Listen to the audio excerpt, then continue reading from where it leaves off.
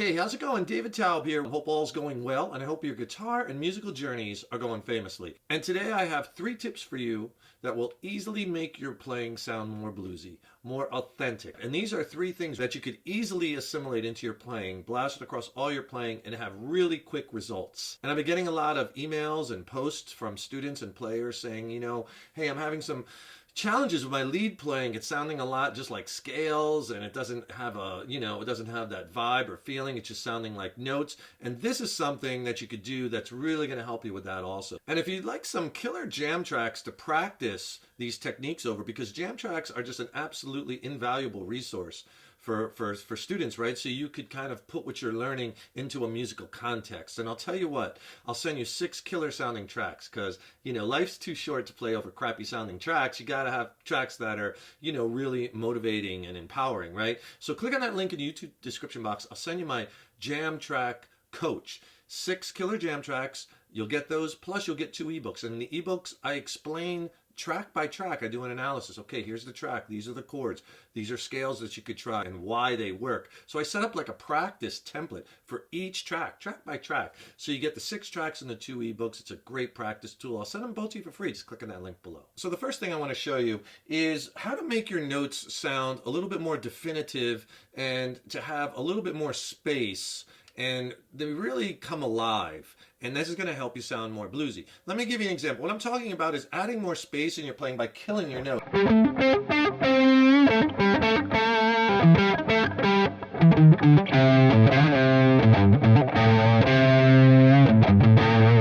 What it does is it takes a lick, like let's say a lick like this. Not very bluesy sounding, right? But if you take that lick and play it a little differently like this.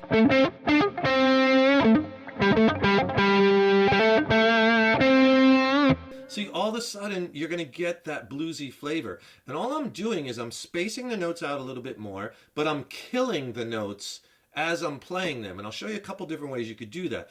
And I'll show you ways that you could practice it, but it's really going to transform your playing if you're not doing this. So we'll stay in the middle of the neck here in the key of A minor, right? And we'll just use as an example, and obviously you could use any scale with this, but let's just use this A minor pentatonic and blues Bach shape, the one that you're probably really familiar with, like this.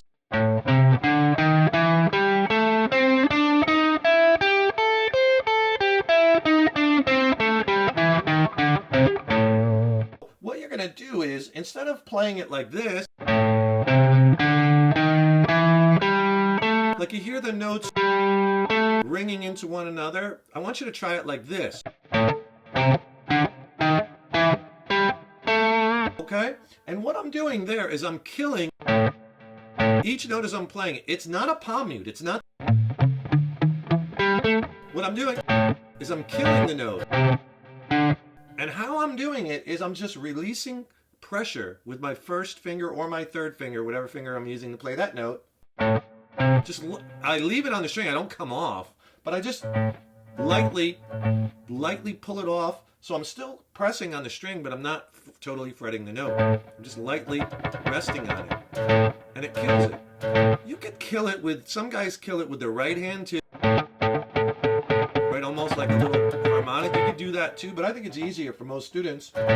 Just come off pressure a little bit. And a good way to practice it is just to play the scale. Play the scale and just let your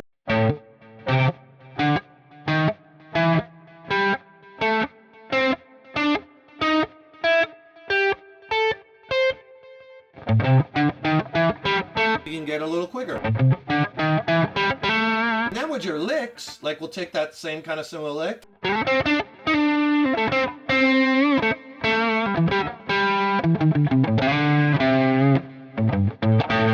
how I'm not just killing the note, but also I'm leaving some space.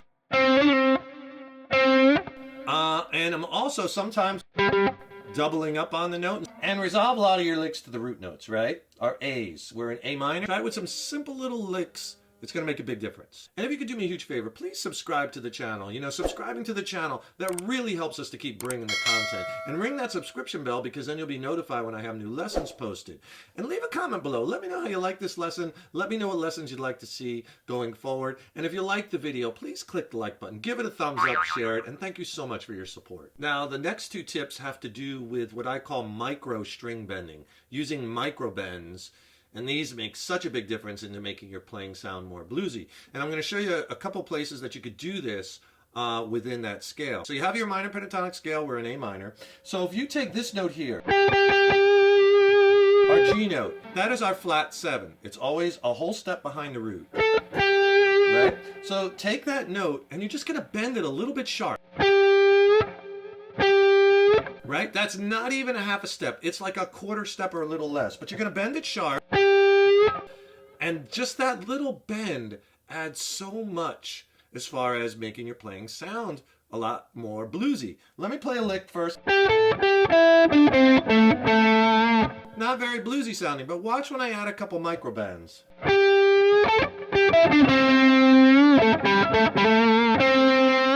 Okay, so you see how you can instantly blues things up and take boring kind of sounding licks and give them a lot more a bluesy feel. And notice too, I was also doing, like I talked about in the previous a tip, I was killing the note. So you put these together and it's killer. So any place where you have that G note,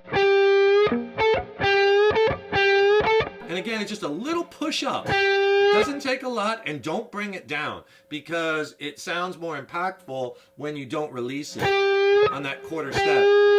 See, when you release it, I kind of think you can hear too much of that dissonant, because you're kind of bending out of the key a little bit, right? Because you're bending it sharp. So just bend it up a little bit. Anywhere you have a G note, like here's a G here in the scale that's behind, right? The box, the previous box, right? But you can take that G, push it up. See, just that little push.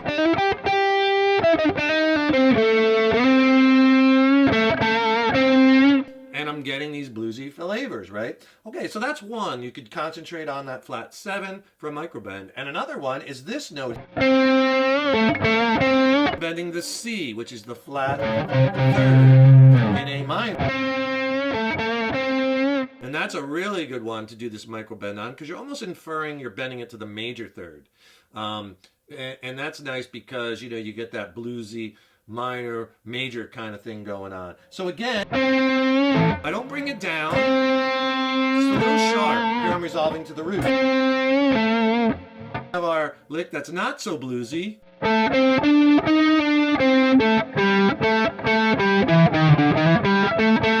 Okay.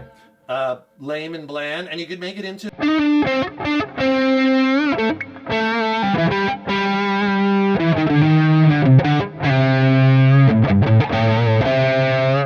all these bluesy flavors. So that's a C note. And anywhere you have a C, like you saw me do it here.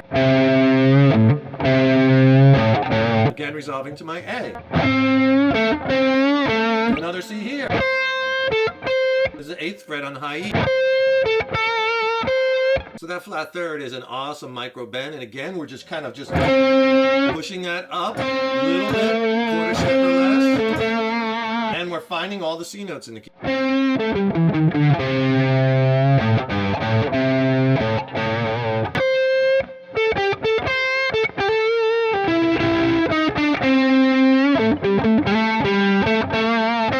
Now you hear as I'm combining these techniques where I'm doing the killing of the note with the micro bend,